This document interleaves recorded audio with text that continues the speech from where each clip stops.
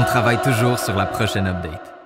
Bienvenue à l'Update, épisode 6. Oui, épisode 6. C'est encore moi, Virginie, puis aujourd'hui, je suis chanceuse. Je suis entourée de 2 présidents. Mon président, Pierre-Étienne, salut. Salut Virge. Ça va? Ça va, toi? Oui.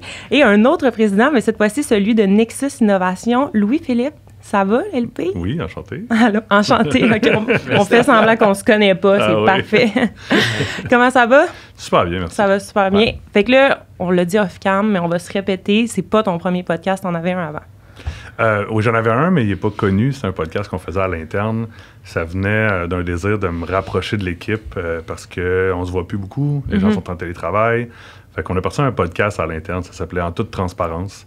Puis c'était moi puis un des développeurs qui avait du fun. On parlait pendant 1 heure, une fois par 2 semaines. Puis on couvrait des sujets de moi qui est revenu d'un événement jusqu'à des nouvelles technologiques sur le marché. Fait qu'on a eu bien du fun avec ça. Ça, c'était-tu partagé à l'interne seulement ou c'était public? Non, c'est pas public. C'était juste à l'interne. C'est pas disponible sur Spotify. Non, exact. On voulait pas se donner la pression des montages, tout ça. On voulait que ça soit... On n'avait pas beaucoup de temps. C'était 1 heure, 1 heure et demie de tournage, puis on shippait. Puis l'objectif, c'était? L'objectif, comme je dis, c'est... Bon, c'est peut-être pernicieux comme objectif personnel que j'avais. Je me disais que si les gens m'entendaient plus, mon équipe, on pourrait se sentir plus proche. Ou, de me rapprocher des gens sans pouvoir le faire de façon peut-être physique. Là. Fait qu'il y avait un désir de ça. Puis de couvrir aussi des sujets, de permettre à quelqu'un de l'équipe de me challenger sur des décisions, sur... pour ça, en toute transparence, il avait le droit de me poser n'importe quelle question que quelqu'un lui avait amenée. Fait que les questions étaient emmenées de l'équipe à ton invité au podcast, puis on avait des invités comme aussi. Un Q&A un peu, c'est quand même cool ça. On avait des invités aussi à l'interne. Oui, c'est ça. Fait quelqu'un qui venait nous parler de, tu sais, c'est quoi être un project manager à l'interne, qu'est-ce que ça fait, qu'est-ce que ça change en hiver, son parcours à elle. C'est vraiment cool. Fait qu'au lieu d'avoir une genre d'infolette statique ou genre un document que tu aurais envoyé à ton équipe, là, t'es comme, voici les communications internes à travers un podcast, c'est vraiment original. L'autre idée qu'on avait, c'était comme, moi, je partais un genre d'Instagram, puis je faisais des reels à l'interne, puis ça n'a pas passé. Ah non, ça aurait été excellent. Regarde-moi pas ça. Il existe en plus, je l'ai créé, en tout cas. Il n'y aura pas de on peut suivre ça ou c'est privé? Techniquement, oui, il y a juste moi qui fais un rant sur une affaire. C'est privé, mais je t'accepterai. Tu vas m'accepter. Ouais, c'est ça. En tout cas, vous êtes rendus proches. Vraiment, hein? Hey, on s'est présenté au début du podcast. En plus, c'est tout nouveau, tout ça. Mais ouais, cool. Puis pour mettre un peu les gens en contexte, aujourd'hui, on voulait t'avoir parmi nous parce que toi, chez Nexus, en fait, vous, chez Nexus, vous faites vous êtes aussi une agence de services technologiques, plateforme numérique. Là, je vais te laisser en parler plus davantage. Là. Mais c'est ça, on voulait un peu échanger là-dessus avec toi parce que nous aussi, évidemment, on est une agence. Puis ouais, fait qu'on part ça. Mais avant tout, j'aimerais ça que tu nous racontes un peu comment ça a commencé, Nexus. J'ai pas le choix de parler de la petite histoire de l'origine qui est essentiellement, vous connaissez peut-être GSoft qui est maintenant Workleap. GSoft, c'est une organisation qui en 2017 a décidé qu'il arrêtait de faire du service. Moi, j'ai commencé GSoft, là, j'étais dans les 20 premiers employés. Quand je suis parti, on était 250. Mais en 2017, on a décidé, hey, on focus sur nos produits.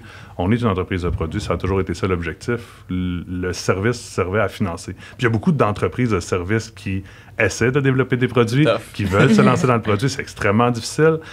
Pour vous donner une idée, là, du temps que j'étais chez GSoft, on a dû lancer une trentaine de produits. Là, wow. Puis on n'entend pas parler de ça. Non, puis on connaît les produits qui ont marché aujourd'hui. Puis encore, à ce jour, ils continuent à avoir un gros département d'innovation dans cette organisation-là parce que bâtir un produit, t'es jamais à un feature de la réussite. Puis des fois, c'est l'erreur qu'on fait quand on bâtit. Il manque ce feature-là, puis ça va lever. C'est quand même cool, ça, comme perspective. C'est une parenthèse, là, mais on dirait que tu regardes GSoft puis tu te dis, ils ont eu coup sur coup des home runs, puis ça a marché du premier coup. Ils ont flobé du cash. Mais c'est cool à savoir ça. Mais c'est la capacité à un certain point de tirer la plug. Puis c'est sûr qu'ils ont eu peut-être des fois une forme de chance là-dedans, de quand tu arrives sur le marché avec ton produit, puis tout ça. Mais là, je me lance sur le produit pour faire le parallèle de pourquoi peut-être Nexus existe, pour revenir peut-être à ta question, qui est, moi, c'était pas ça qui me passionnait. J'ai commencé, quand ils ont fait ce switch-là, ils nous ont tous donné une job à l'interne. Ils ont dit, on va tous vous replacer dans les produits parce qu'il y avait besoin de l'expertise. Ils se faisaient compétitionner sur la côte ouest par des grosses levées de financement et tout ça. On avait l'expertise à l'interne, on était bon. Puis en service, l'avantage qu'on a, c'est qu'on est souvent on top des technologies. On travaille toujours avec les dernières affaires. On a un devoir moral ou une responsabilité d'être au courant de ce qui s'en vient. Puis on a la chance de changer de projet puis d'être en mesure de toujours travailler avec les dernières technologies, chose qui en produit des fois, tu vas supporter du legacy un peu plus longtemps. C'est pas ça qui m'intéressait pas, mais c'est ce que moi me passionnait du service, je veux dire. Puis quand ce move-là est arrivé, je suis allé faire la gestion de produits. Je suis devenu gestionnaire de produits, PO. Puis ce que j'aimais moins de ça, c'est quand tu es moins proche de l'utilisateur. Un produit, ton user, c'est des stats, là. C'est tout le monde, c'est des comportements, c'est de l'analyse de qu'est-ce que les gens font. Tu prends le téléphone, tu leur parles. Exactement. Puis en service, ce qui est le fun, c'est qu'on s'assoit avec un entrepreneur, on s'assoit avec quelqu'un, on comprend ses besoins, on traduit ça en solution technologique. Puis quand on a fini, puis quand on livre notre solution, c'est des étoiles qu'on a. Puis c'est une forme de reconnaissance. Je le dis, puis j'ai des frissons, là, dans le sens qu'il y a une forme de reconnaissance qui vient. Puis c'est difficile, là, je ne veux pas dire que c'est facile, c'est des clients, puis ils ont des exigences, puis tout ça. Mais à la fin de la journée, quand tu ships un produit à une entreprise, puis tu sais que tu as X nombre d'utilisateurs qui vont être impactés par ça, puis que pour eux, ça change énormément la façon avec laquelle ils travaillent, c'est wow. C'est ça, tu deviens dans le projet, là, ça devient ton projet à toi aussi. C'est ce que j'aimais, puis c'est pour ça que j'ai dit, garde, on laisse faire ça, puis Nexus est comme né de cette transition-là. Cool. Non, je te laisse continuer. Ce que j'allais dire, à quel point c'est fou de aussi être transporté dans leur univers, dans leur industrie. Oui. Qui est un méga luxe. Là. Quand tu tombes, des fois, tu vas tomber en logistique, mais tu vas tomber dans le medtech, dans la finance, puis tu plonges dans des industries que tu connais pas. Oui, moi j'adore ça, apprendre un nouveau domaine d'affaires, comprendre. Parle-moi de ça, comment ça marche. Oui, comment ça marche. Il faut que je comprenne, pour te donner une bonne solution technologique, il faut que je comprenne où tu t'en vas, qu'est-ce que tu essaies de faire, puis comment ça marche ton écosystème. Puis ça, c'est le bout où nous, il faut prendre ce pas de recul-là en service pour comprendre ça puis offrir des bonnes solutions. Puis niveau accomplissement personnel aussi, là, j'ai l'impression que tu touches à plein d'affaires. Ça devient jamais boring que tu es sur le même produit pendant des semaines et des semaines, même des années. Là, tu touches à plein d'affaires dans une seule semaine. Là, c'est fou. Là. Ouais. Ouais, ça change tout. Oui, j'ai des amis qui sont rendus à leur 3e refactor visuel d'une même application. À un moment donné, tu as fait le tour. Puis, tu sais, c'est correct. Puis, je veux pas, tu sais, comme juger. Mais c'est ce que j'aimais moins du produit, c'est ce manque de diversité-là au niveau technologique, puis au niveau des défis. OK. Fait que là, toi, dans le fond, ce que tu dis, c'est que quand Workleap a décidé qu'elle allait 100%, on revient à ça. Quand ils sont passés de 100% au produit, toi, tu étais comme moi, je pars en service. Fait que tu es vraiment parti de ton côté. Est-ce que tu as parti avec certains clients qui avaient besoin du service de Workleap? Oui, la vraie histoire, c'est que. Puis là, je ne veux pas rentrer dans les détails de tout ça, mais c'est un de mes anciens clients à moi qui s'est fait flusher, on va dire. Parce que qu'est-ce qui est arrivé, c'est que tous les clients se sont fait dire on arrête de faire du service. Ils ont commencé à référer des gens. Puis là, ce client-là a dit hey, là, je me ferai plus avoir comme ça. Je vais la partir, moi, ma firme. Fait qu'il y a comme. il a bootstrappé une business qui, aujourd'hui, Nexus Innovation. puis c'est comme devenu le point de référence de beaucoup de clients. Fait que, mettons, au lancement de l'entreprise, la première année, c'est peut-être 40-50% des clients qui ont été repris. Par une petite équipe. Certains individus ont fait le grand saut, là, qui sont encore avec nous. Un d'ailleurs qui est encore avec nous aujourd'hui, notre premier employé, qui a comme fait le grand saut vers cette aventure complètement inconnue. C'est quoi le premier, ce client-là, ce projet-là? Ça impliquait quoi? Le client qui est parti de Nexus? C'est vos voisins d'en face, Raymond Logistique, en fait. Eux font du transbordement, principalement. Fait qu'ils œuvrent dans le domaine de la logistique au niveau de l'export de grains, principalement, du Canada vers l'externe. Fait que nous, ce qu'on faisait, c'est on faisait un gros système de logistique pour être en mesure de gérer les containers, les cours, les placements de produits dans la courbe, tout ça. Fait que c'est ça. C'est quand même un gros projet sur lequel j'ai été pendant comme 5 ans environ. Là. C'est tellement visionnaire, par contre, de leur part d'avoir pensé à se dire on part notre propre agence. Justement, on va pas se faire avoir une deuxième fois. On se part notre agence qui n'est pas du tout en lien avec leur business. Là. C'est double tranchant. C'est double tranchant, tu sais. C'est un peu comme... C'est n'importe quelle entreprise qui essaie de se diversifier va avoir un défi de focus. Exact. Puis je pense que c'est ce qui est arrivé à travers le temps. Là, si je fast forward à aujourd'hui, aujourd'hui, c'est plus un focus de l'investissement technologique dans l'organisation. Ils ont d'autres défis de croissance et tout ça.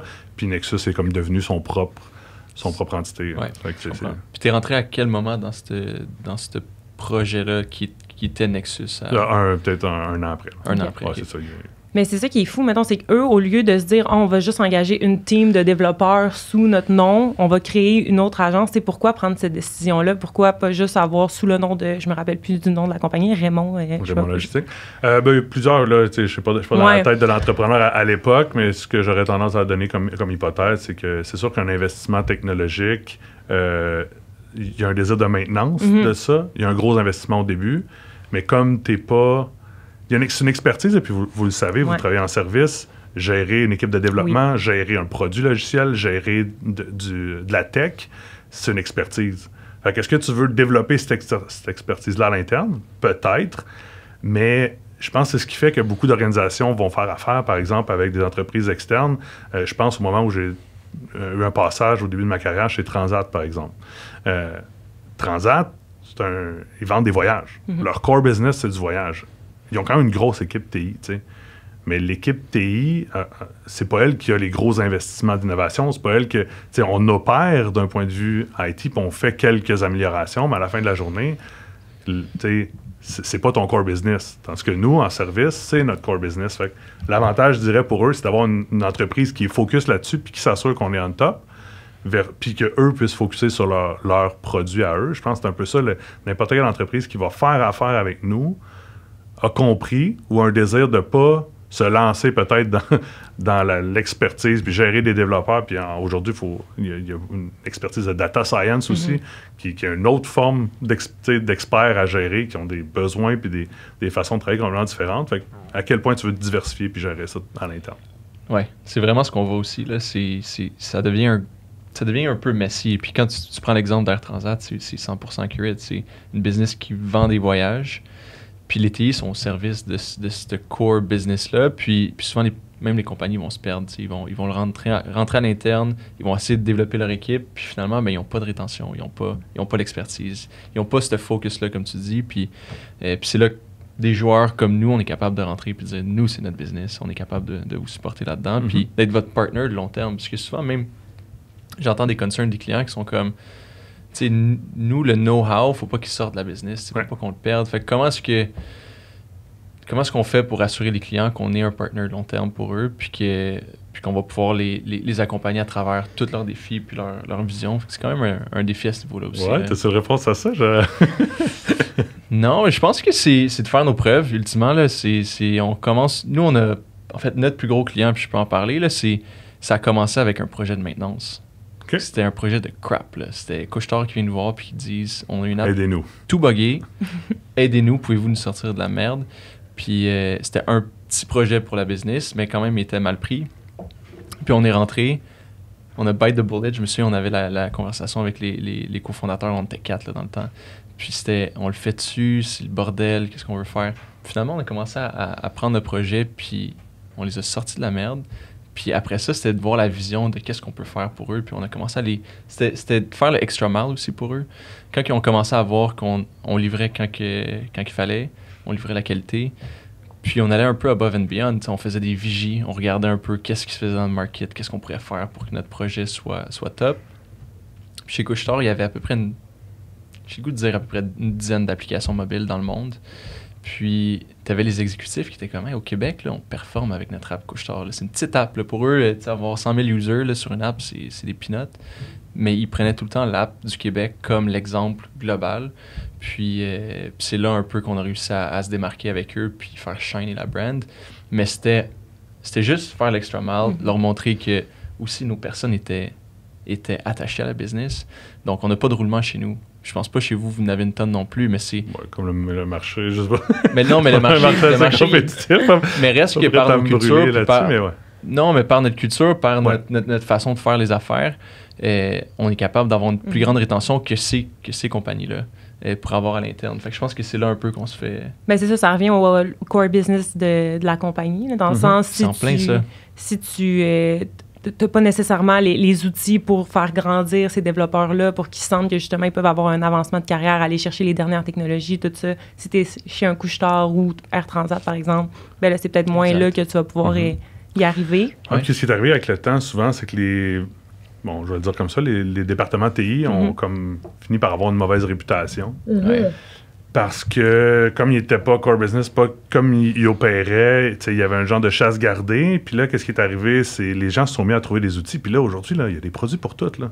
Il y a littéralement un produit qui fait tout ce que tu veux. Fait que c'est pas vrai que comme entreprise ou comme ligne d'affaires, tu n'as plus besoin des TI pour développer un nouveau truc. Ouais. Souvent, ils vont prendre un produit qui existe, puis là, à un moment donné, tu te ramasses ou puis il y a des enjeux de sécurité qui viennent avec ça et tout ça, mais ça reste que les gens, là, ils trouvent des façons de travailler. Ils ont des affaires à faire, puis ils vont trouver la façon la plus efficace de la faire. L'humain est fait comme ça, ils vont finir par trouver une façon de le faire. Fait que comment on est capable d'accompagner ces business-là ou ces lignes d'affaires-là à choisir les bons outils? Je pense que c'est là, nous, qu'on est venu essayer d'offrir cette plus-value-là. C'est de se dire, si on prend un pas de recul puis qu'on regarde dans l'ensemble qu'est-ce que tu essaies de faire, notre mojo à l'interne, c'est souvent de dire, fais du développement sur mesure pour tout ce que tu as qui est ton core business. Qu'est-ce qui supporte ton différenciateur? Qu'est-ce qui fait que sur le marché, tu es meilleur que les autres? Puis, réinvente pas la roue sur tout le reste.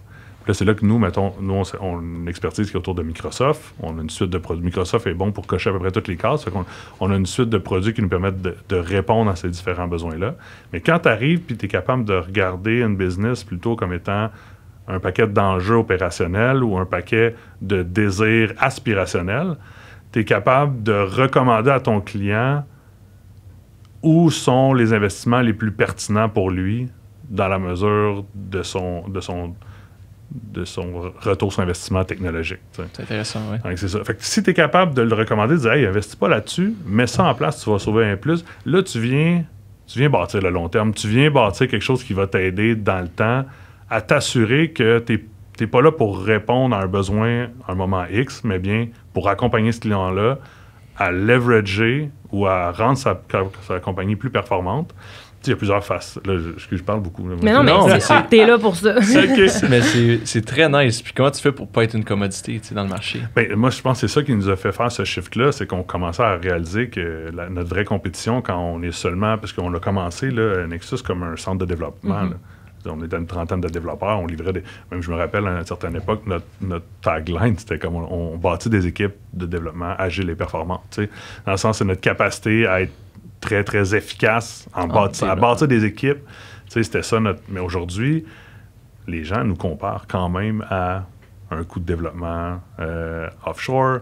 Ils vont nous comparer à un coût de développement. Fait que, c'est ça qui est difficile, je trouve, dans le marché actuellement. C'est que quand notre service, c'est seulement du développement, ben, je suis pas en train de parler de tes enjeux d'affaires. C'est ça qui nous intéresse, nous. Il y a plusieurs raisons qui font qu'un client va venir nous voir. Soit il veut rattraper le retard, ça se peut, là, tu te rends compte que tu n'as pas investi sur tes techs pendant 10 ans, puis guess what, tu entends juste parler des A à droite et à gauche, puis t'es comme, OK, j'ai-tu manqué un bateau quelque part? Puis, tu sais, c'est qu'est-ce qui... Puis là, des fois, c'est juste de dire au client, pas tant que ça, là, t'es pas loin, c'est juste, il y a certains éléments clés qu'il faut que tu changes. Ça peut être pour prendre de l'avance, il y en a que c'est l'inverse, là, ils ont des idées, puis ils sont comme, moi, j'ai une façon d'attaquer un marché ou un domaine ou de répondre à un besoin d'affaires que les gens ont. Je pense que j'ai la solution. Ça me prend quelque chose de sur mesure où il faut qu'on bâtisse de quoi. Puis c'est là, tu sais. Il y a plusieurs façons. Il y en a qui se rendent compte que juste opérer ce qu'ils ont, ça coûte cher. Wow. Tu sais, ils sont comme ça fait 10 ans qu'on roule ça a toujours marché. Mais Colin, je rentre un nouveau, puis ça me prend genre 3 mois avant qu'il soit fonctionnel, parce que c'est tellement compliqué le système qu'on a en place. Il marche, là, mais il n'a tellement pas été mis à jour. Puis aujourd'hui, il y a une expertise qui a été bâtie au niveau de l'expérience utilisateur. Il y en a qui font juste refaire des applications existantes avec la modernisation de ce que les gens ont. Des fois, c'est juste ça va améliorer ta performance opérationnelle. Wow. Fait que là, Nexus aujourd'hui, c'est quoi votre core, c'est quoi votre expertise? Parce que là, vous avez passé de point A, c'était le centre de développement. Une centre de développement, puis aujourd'hui, c'est... Aujourd'hui, on aime dire que... ce que j'ai dit à mon équipe, c'est notre objectif dans la vie, notre raison d'être, c'est d'aider l'humain à travailler sur ce qui compte, travailler mieux sur ce qui compte. Fait que comment on fait ça? Nous, on le fait à l'interne avec nos humains, qui est notre équipe. Il y a plein de choses qu'on fait à l'interne, nos pratiques, on ne rentrera pas là-dedans, mais d'un point de vue de client, à la fin de la journée, c'est de toujours garder en tête qu'il y a comme un utilisateur, puis il y a des gens qui vont utiliser ce qu'on développe. Fait qu'en voulant faire ce shift-là vers le roadmap technologique plutôt que la réalisation, ben, ça a été ça notre gros défi sur lequel on a travaillé pendant peut-être 3 ou 4 ans. Puis aujourd'hui, on est des conseillers numériques au plan du programme canadien d'accès au numérique ou d'adoption du numérique. On a réussi à se positionner comme des joueurs clés dans l'accompagnement de nos clients. Puis nos services technologiques viennent supporter ça. Fait qu'au lieu de me définir comme... Parce que si je vous le définis purement, bêtement, ben, j'ai 2 lignes d'affaires. J'en ai une qui est du développement sur mesure pour les besoins spécifiques, des intégrations, de la centralisation de données, puis l'autre qui est l'implantation de systèmes existants où on va implanter un CRM, Business Central comme ERP. Tu sais, je me décris pas comme ça, tu sais. Mais ça, c'est un chapeau ça outille, ça supporte pourquoi tu essaies de mettre tu sais, pourquoi tu as besoin de technologie, tu sais. Puis je vais te dire dans quelle... Est-ce que c'est une technologie de collaboration que tu as besoin ou une technologie de gestion? Tu sais, généralement, ça rentre dans ces 2 axes-là. Puis j'ai un paquet d'outils qui peuvent t'aider là-dedans. Puis si c'est pas moi qui les ai, là, on a bossé un bon réseau de partenaires pour venir répondre à ces besoins-là. Mais la question que je veux poser à mon client quand il vient me voir, c'est qu'est-ce que tu essaies de faire? Où tu veux aller? C'est quoi ton différenciateur? Pourquoi tu es rendu à penser... Puis de ce que tu disais tantôt, d'aller au-delà de la shop de dev. Là, c'est pas une shop de dev, c'est vraiment je m'imprègne du projet puis je vais agir sur tous les processus possibles. Ben, parce qu'un projet, à la fin, c'est 3 axes. C'est l'expertise technique, qui est comme mon centre de dev, que je vendais comme stand-alone avant. Le business acumen, ta compréhension de pourquoi tu fais ça. Puis le user. Si tu prends ces 3... Ça, c'est l'annexose. Voici les ingrédients. Mais si tu es capable de owner ces 3 axes-là d'un projet TI, moi, dans ma tête, tu t'en vas vers quelque chose qui va avoir du succès. Parce que tu vas le faire pour la bonne raison, tu vas travailler sur les bonnes affaires, tu vas le faire bien parce que tu es bon, puis tu vas t'assurer que la personne qui va l'utiliser à la fin, tu travailles pour elle. C'est ça, c'est l'impact au final. C'est qu'est-ce que tu vas bâtir. Puis souvent, c'est un peu contre-intuitif. Tu vois un client qui arrive déjà avec la solution toute cuite, là, toute déjà baked in, c'est comme voici ce que j'ai besoin que vous me bâtissiez. T'es comme non, c'est pas ça que tu as besoin. Là. Attends une minute, on va parler à nos users, on va parler aux gens qui vont être autour de cet écosystème-là, voir c'est quoi le business case. Puis ça vaut-tu la peine qu'on investisse $1 demi-million sur ce projet-là ou non? Puis des fois, c'est clair comme d'eau de roche que c'est oui, mais des fois, c'est clair que c'est non. Puis challenger le client, nous, ça a payé beaucoup de dividendes. Être capable de dire au client, non, c'est pas la bonne approche. On fait pas ça comme ça. Parlons au client, on va voir, puis on tire les conclusions. On tire de quoi qui est un peu plus scientifique, puis je pense que c'est là que les clients valorisent ce qu'on est capable d'apporter. Mais c'est dur à vendre. Faut comme les convaincre que... On prend un step back, puis on va parler au monde avant de commencer ce qu'il veut. T'sais. Avant même de commencer le projet, il faut qu'il y ait une genre d'éducation client de comme, on ne croit pas nécessairement ce que tu dis, on va aller parler à tes utilisateurs à toi avant. Là. Puis on en parlait dans l'épisode 5 justement avec Mylène qui était comme moi, je commence pas un projet sans arriver avec mon client, le scope du projet sur la table, puis dire, genre le challenger sur tous les points, puis dire comme ça, je vais aller parler à tes utilisateurs avant, ça, je vais aller parler à tes utilisateurs avant, parce que oui, ils le savent, mais peut-être pas tant que ça. Il y a beaucoup de décisions qui viennent de juste des idées de quelques personnes dans la direction qui sont comme hey, on a besoin d'une app pour ça. Puis on va faire ça. T'es comme non, c'est pas une app que t'as besoin, c'est quelque chose d'autre. Puis tu sais, quand tu disais justement au début des iPhones que tout le monde voulait une app, là, puis vite t'as réalisé que comme là t'avais 150 000 apps dans ton téléphone, puis comme ça faisait un peu ça dérangeait les gens, là, veux pas, c'est comme un peu un irritant. Là. Je me sais une quote, là, mais j'ai l'impression que le UX est au développement logiciel ce que l'agilité a été à une certaine époque. Ou ce qui faisait qu'un projet TI se plantait. On disait 80% des projets TI, quand j'ai commencé ma carrière, c'était ça. C'était waterfall, puis ça se rendait pas en production. Puis l'agilité a comme réglé ça. Puis aujourd'hui, ce qui fait qu'un projet TI va avoir pas de succès ou peu d'adoption, parce que ça pourrait la même affaire. Une solution technologique est aussi bonne que l'utilisation que tu en fais, au final. Mais j'ai l'impression que si tu l'as pas fait, c'est ça qui aujourd'hui fait qu'un projet TI va planter. Je suis d'accord. Parle à tes end-users, ceux qui vont l'utiliser au quotidien, puis ceux qui vont dire qu'est-ce qu'ils ont besoin, au final. Comment est-ce que les clients vous approchent, ultimement? Est-ce que c'est plus avec justement des solutions un peu toutes, ou des projets très clairs, unidirectionnels, ou est-ce que c'est vraiment plus un « Hey, on a telle problématique, puis on aimerait la régler » grâce à notre positionnement comme conseiller numérique, on réussit à avoir un funnel de clients qui vont nous arriver ou qu'on va être capable d'être en amont des projets pour savoir, puis les aider à choisir. Quand ça n'arrive pas, parce que c'est quand même pas toujours ce happy path-là qui arrive, je dirais que c'est... Là, on continue quand même à rayonner sur une expertise de pointe au niveau Microsoft. C'est à la fin de la journée, notre expertise est centré sur ça. Ça fait en sorte que tu regardes, si tu as fait ce choix technologique-là, de cette solution technologique-là, ben moi, je suis la bonne firme pour t'aider à le mettre en place ou à le développer, parce que c'est juste ça que je fais, puis je peux te garantir que je suis capable de le supporter après, parce que j'ai pas 18 technologies à supporter, j'ai un stack, pour nous, c'est conséquent de rester dans cet écosystème-là. Fait que je te dirais qu'il y a beaucoup de gens qui vont rentrer par là, puis même nos partenaires, on a des partenaires qui sont complémentaires. Par exemple, vous n'êtes pas spécialisé en Microsoft, nous, on n'est pas spécialisé en mobile. S'il y a un besoin d'application mobile, moi, j'en fais pas. Je vais transférer à des partenaires. Puis nos partenaires vont dire « Hey, t'as choisi Microsoft. Je connais c'est ça. Les best. J'aime ça dire que tu vas te faire réparer ta Tesla à ton garagiste du coin ou au concessionnaire Tesla. Ben, c'est ça. Là, les gens rient parce que je compare Microsoft à Tesla, mais c'est une autre discussion. Same. C'est la même affaire. Mais oui, puis sinon, je voulais savoir, là, on parle un peu plus de Nexus, puis à travers les années, est-ce que vous avez longtemps roulé sur, exemple, là, vous avez été lancé par un de vos gros clients. Est-ce que vous avez longtemps roulé sur un gros client, puis après ça, vous avez commencé à diversifier votre clientèle? Comment ça a fonctionné? Parce que je suis certaine qu'il y a des entrepreneurs qui se le demandent de comment tu te détaches d'une vache à lait, mettons, dans le service. Des fois, c'est tough. Ouais. L'idée, c'est de pas de s'en détacher. C'est de réduire graduellement l'importance relative de ce client-là. Comment, nous, mes premières années, c'était 50-60% de mon chiffre d'affaires qui venait d'un client. Okay. On peut se dire que si ça marche plus... c'est risqué. Bon. L'avantage qu'on avait, c'est que ce client-là était aussi actionnaire. On était quand même simple de ce côté-là, mais ça reste qu'on n'est pas à l'abri. Puis c'est arrivé, là, la pandémie est arrivée, le supply chain s'est effondré.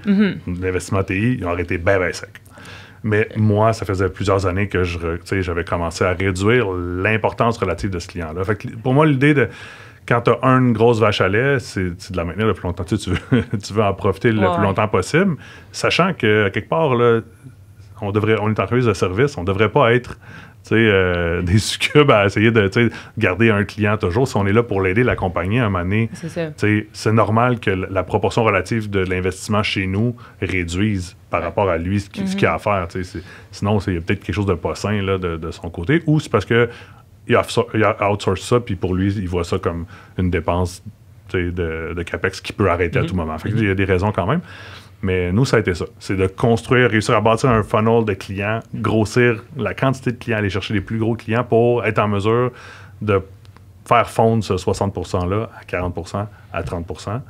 Puis là, à 30%, mais là, je suis tombé bien sec à 10, mais là, on a été chanceux parce que il y avait le marché... 30 à 10 versus un 50 à 10. C'est ça. Mais le 30 à 10, c'est la pandémie, mais la pandémie aussi a été super bonne pour nous. Fait que je te dirais que là, tu sais, comme on dit des fois, c'est une portion de chance dans ce qu'on fait. Tu sais, c'était peut-être le bon moment pour moi que ce client-là arrête. Puis ça m'a permis de prendre d'autres clients qui étaient légion au moment de la pandémie, surtout qu'on implante des systèmes opérationnels en ligne, B2B, tout ça. Fait que, comment tu gères un peu la quantité? Chez nous, on prône beaucoup la qualité versus la quantité.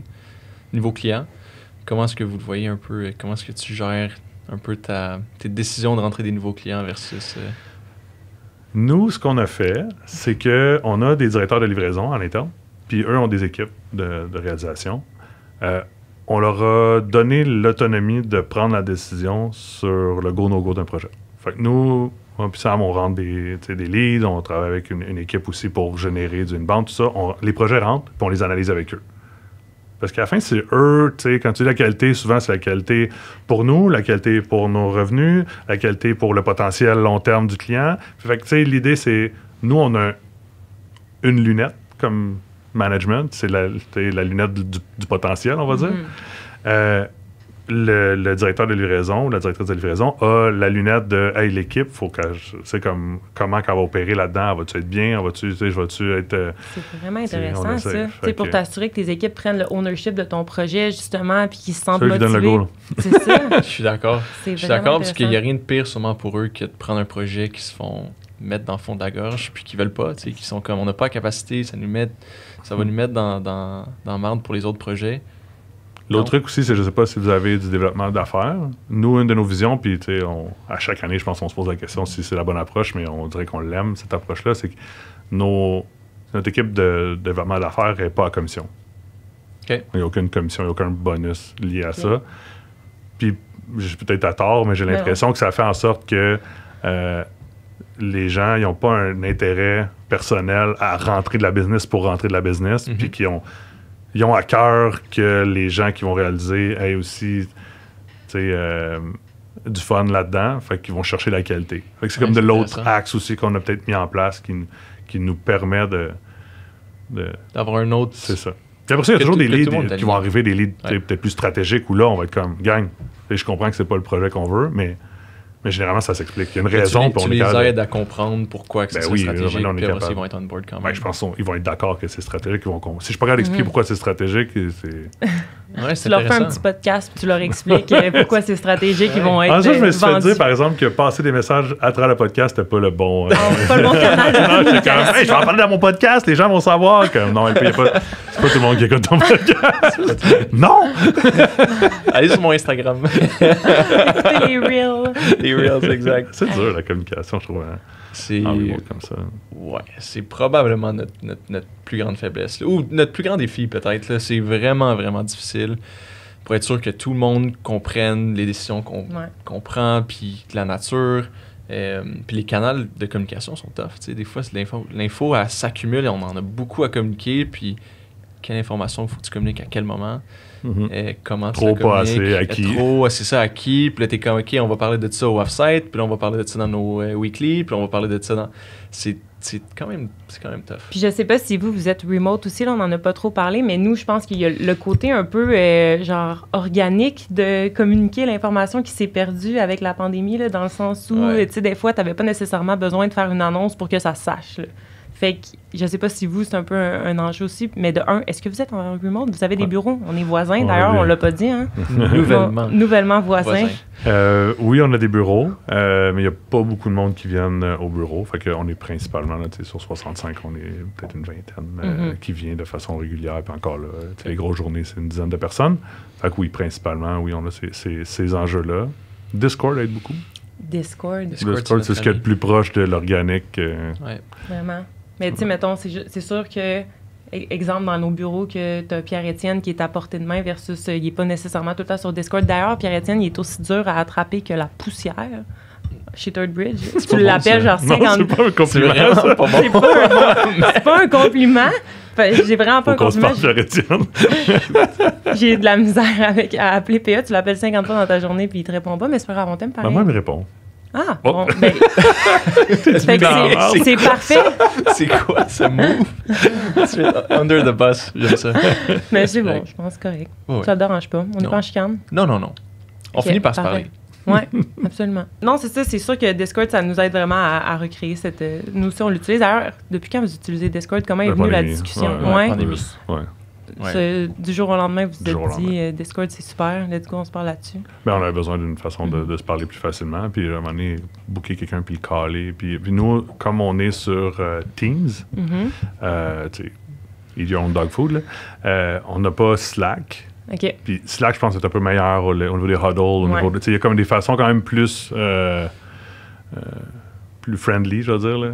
C'est mon anglicisme, mais d'approcher quelqu'un. Là, Teams, c'est comme un appel, tu sais, comme ça. C'est ça, ça rend ça trop. Ouais, c'est comme ça dérange, là. Tandis que là, sur Discord, même pendant la pandémie, je le fais un peu moins de ces temps-ci, mais je me pointais sur un channel où l'équipe était là. Des fois, je venais prendre des nouvelles. Même pour moi, c'était le fun là, de pouvoir faire ça réplique l'ambiance de juste se pointer à côté de quelqu'un et faire genre, hey, comment ça va? Ouais, des fois le matin, avant, je prenais mon café, je descendais, je faisais genre 2-3 salles Discord, puis après ça, je commençais ma journée.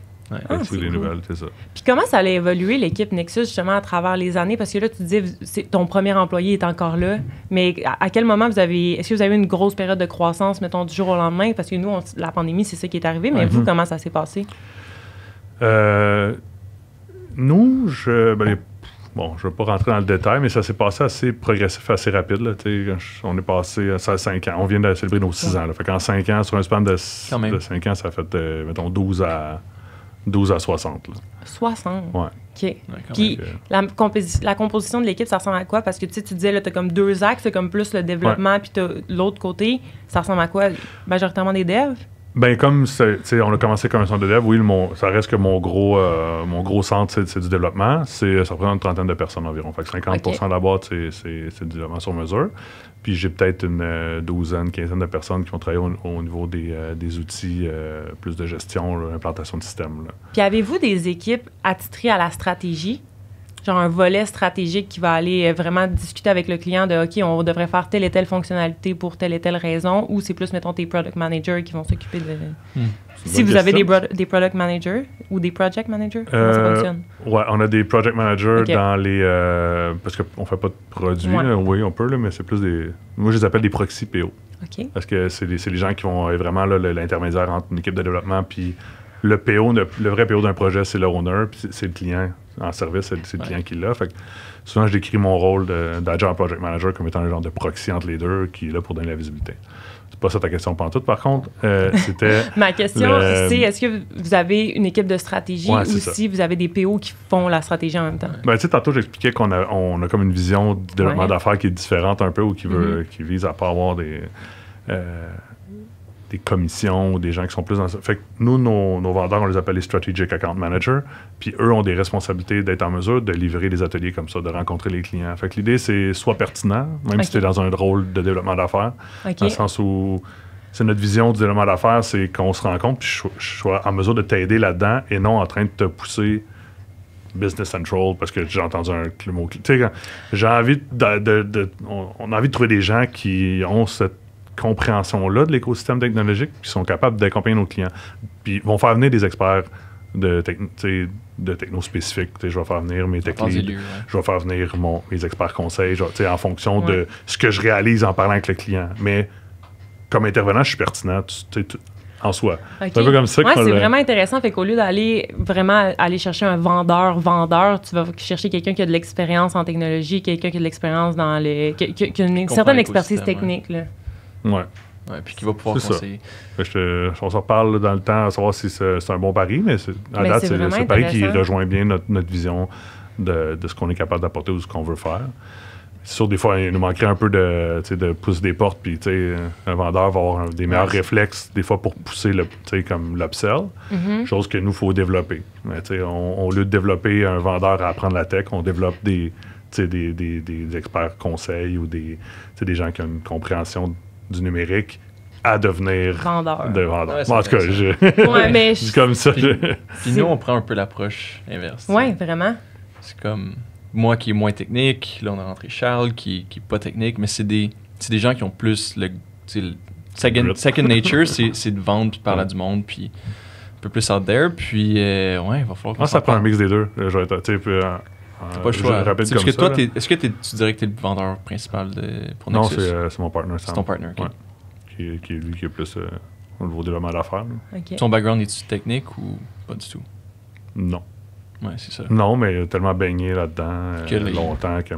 c'est ça, j'allais dire. Puis là, t'es dur envers toi-même parce qu'après 12 ans...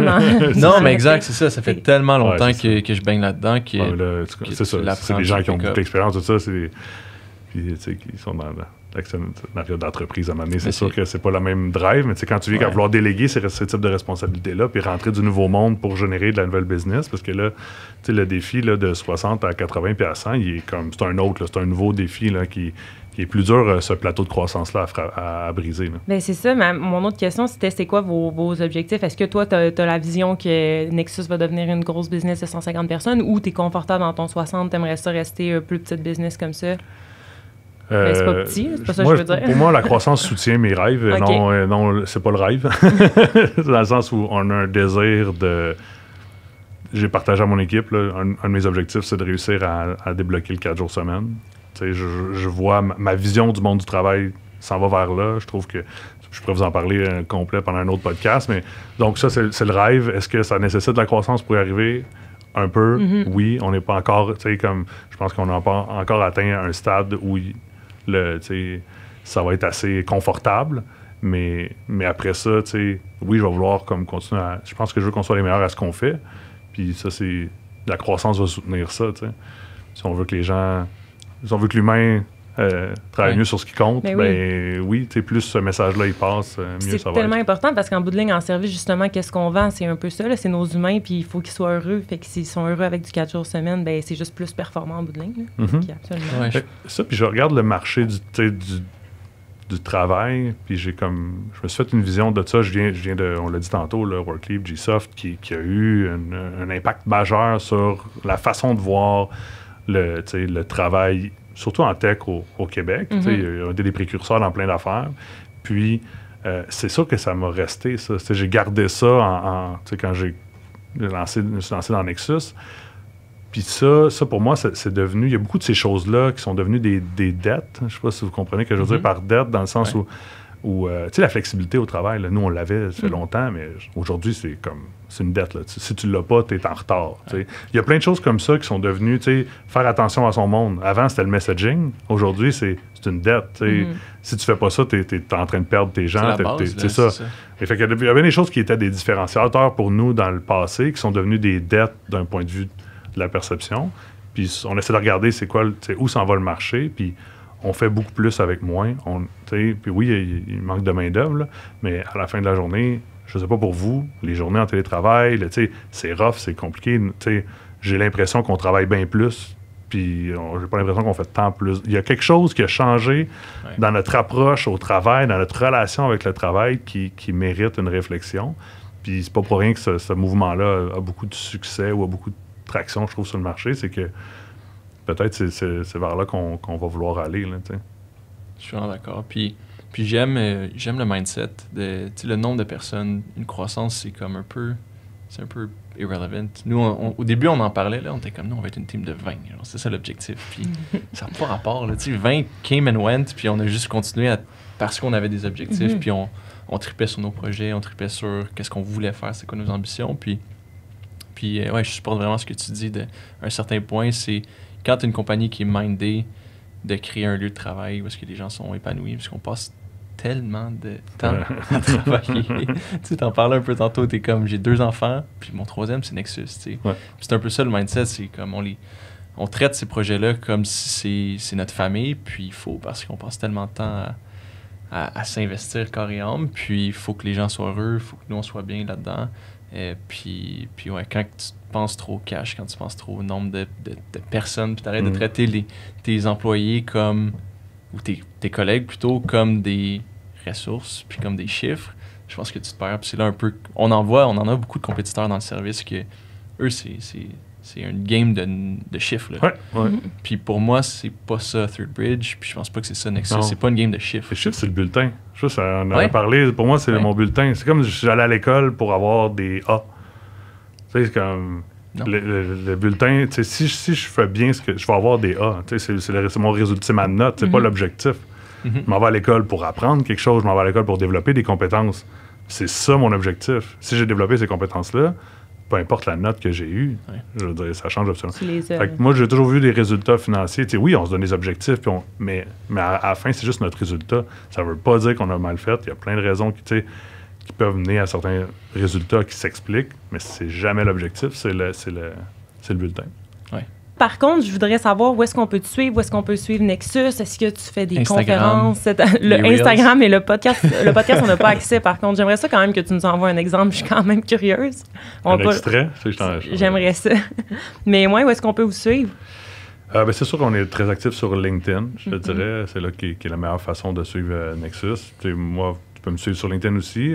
J'ai ralenti un petit peu, là, dans le sens où on a d'autres défis de croissance, on a des défis qu'on n'a pas parlé, mais ça reste que des fois on parle du beau, puis je veux dire, c'est jamais tout rose. Fait que je suis moins actif, mais généralement, c'est là que je vais m'exprimer sur les sujets qui me passionnent, notamment la culture d'entreprise, puis la croissance. Puis puis j'ai vu que vous faites un webinaire aussi via les affaires. J'ai vu ça passer. Là. Oui, absolument.